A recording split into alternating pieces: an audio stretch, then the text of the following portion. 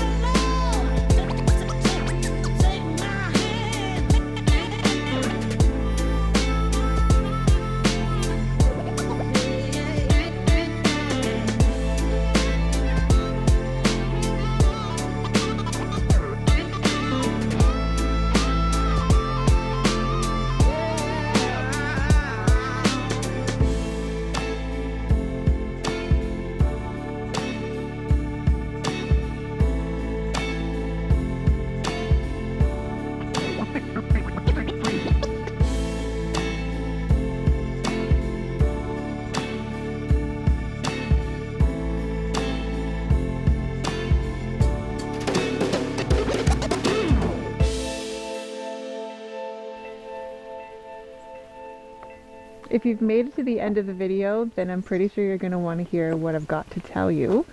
James and I have recently joined Patreon.